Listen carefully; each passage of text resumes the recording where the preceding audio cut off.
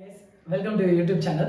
நாங்கள் வந்து இதில் வந்து என்ன பண்ண போகிறோம் அப்படின்னா, இப்போ இதில் நிறைய பேர் வந்து சொல்லுவாங்க சிஏ சிஎம்ஏலாம் வந்து உங்களுக்கு வந்து டிஃபிகல்ட்டாக தான் இருக்கும், அது நீங்கள் பண்ணணும் அப்படின்னா வந்துட்டு நிறைய படிக்கணும் அப்படின்னு சொல்லுவாங்க. எஸ், சிஏ சிஎம்ஏ வந்து ஒரு டிஃபிகல்ட் கோர்ஸ் தான். பட் நம்ம வந்து ஹார்ட் ஒர்க் மட்டும்தான் பண்ணி இது பண்ண முடியும் அப்படின்னு அது கிடையாது. ஸ்மார்ட்டாகவும் நம்மளால் வந்து ஒர்க் பண்ணி இது பண்ண முடியும்.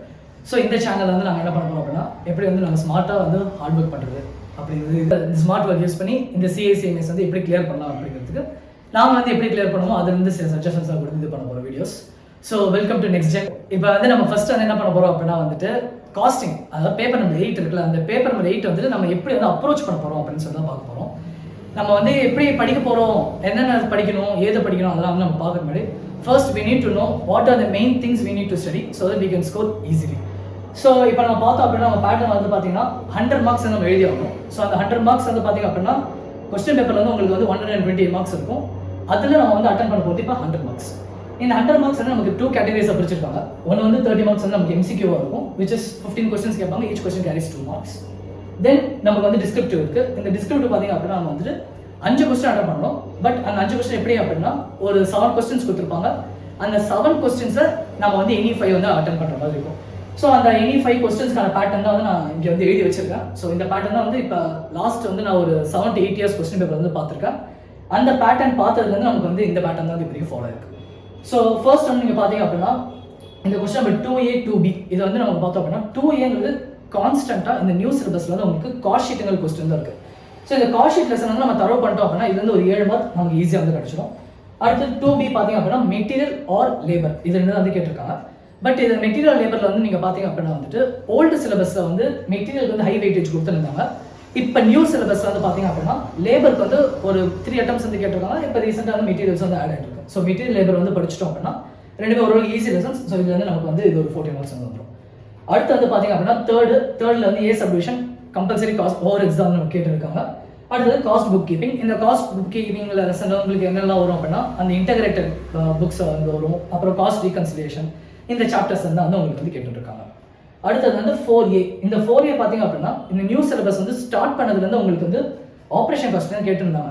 பட் இப்போ இந்த ரீசெண்ட் அட்டம் ஜூன் 25 அட்டம்ப்ட்ல மட்டும் உங்களுக்கு பேட்ச் வந்து கேட்டுட்டாங்க. ஸோ என் கெஸ் மேபி பேட்டர்ன் வந்து சேஞ்ச் ஆகிறதுக்கு சான்சஸ் இருக்கும். பட் நம்ம மெயின் ப்ரிஃபரன்ஸ் வந்து எப்பவுமே ஆப்ரேஷன் வந்து கொடுக்குற மாதிரி நம்ம பார்த்துக்கலாம். அடுத்தது வந்து பார்த்தீங்க அப்படின்னா 4B ஆப்வியஸ்லி இது கான்ட்ராக்டாக கேட்டிருக்காங்க. இது வந்து எந்த சேஞ்சஸுமே இல்லை.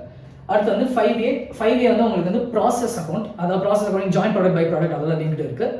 இதுலேயும் வந்து அவங்களுக்கு வந்து ஒரு பேட்டர்ன் வந்து ஃபாலோ பண்ணியிருக்காங்க. என்ன பேட்டர்ன் ஃபாலோ பண்ணியிருக்காங்கன்னா ஒரு அட்டம் வந்து ஜாயின் ப்ராடக்ட் பை ப்ராடக்ட் கேட்குறாங்க, அடுத்த அட்டம் வந்து ப்ராசஸ் அக்கௌண்ட் கிரியேட் பண்ண மாதிரி கேட்குறாங்க. ஸோ இந்த மாதிரி ஆல்டர்னேட்டிவாக கேட்டு வந்திருக்காங்க.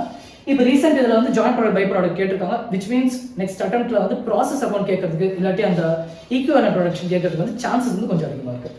அடுத்தது ஸ்டாண்டர்ட் காஸ்டிங். ஸ்டாண்டர்ட் காஸ்டிங் நமக்கு 2 தான் இருக்குது. ஒன்று வந்து மெட்டீரியல், இன்னொன்று வந்து லேபர். அது 2த்துல ஏதாச்சும் ஒன்றா வந்து நம்ம ஆப்வியஸ்லி வரும். அடுத்தது மார்ஜினல். இப்போ இந்த ஹோல் பேப்பர்ல இருந்து நீங்கள் பார்த்தீங்க அப்படின்னா எல்லாமே வந்து உங்களுக்கு சப்டிவிஷன்ஸ் தான் வந்து இருக்கு தவிர எக்ஸப்ட் இந்த மார்ஜினல் காஸ்டிங். இந்த மார்ஜினல் காஸ்டிங் மட்டும் என்ன பண்ணுறாங்க அப்படின்னா ஒரு 14 மார்க்குக்கு ஒரே கொஸ்டின் ஃபுல்லாக கேட்டுறாங்க. பட் அந்த ஒரு மார்ஜினல் காஸ்டிங் மட்டும் என்ன ஒரு சில சேஞ்சஸ் இருக்குது அப்படின்னா புக்கில் இருக்கிற மாதிரி சம்ஸ் எதுவும் கேட்க மாட்டேங்கிறாங்க. புக்கில் இருக்கிற சம்ஸ் எல்லாமே வந்து ஆல்மோஸ்ட் பேசிக் சம்ஸ் மாதிரி இருக்குது. பட் நம்ம என்னதான் வந்து அதை பார்த்தாலும் அவங்க எக்ஸாமில் கேட்குற சம்ஸ் எல்லாம் வந்து ஓரளவுக்கு சிஏ ரிலேட்டட் சம்ஸாக இருக்குது. ஸோ நம்ம அதெல்லாம் வந்து எடுத்து கொஞ்சம் பார்க்குற மாதிரி இருக்கும். அடுத்தது பட்ஜெட்டிங் கேட்குறாங்க. ஸோ இந்த பட்ஜெட் கண்ட்ரோல்ஸில் கம்பல்சரி ஒரு 7 மார்க்ஸ் வந்து வருது. அதுவும் வந்து நமக்கு ஓரளவுக்கு ஈஸியாக தான் இருக்கும். அடுத்தது CAS காஸ்ட் அக்கௌண்டிங் சிஸ்டம். இந்த காஸ்ட் அக்கௌண்டிங் சிஸ்டம் பொறுத்த வரைக்கும் நமக்கு வந்து தியரி தான் வந்து இப்போதைக்கு மெயினாக கான்சன்ட்ரேட் பண்ணுறாங்க.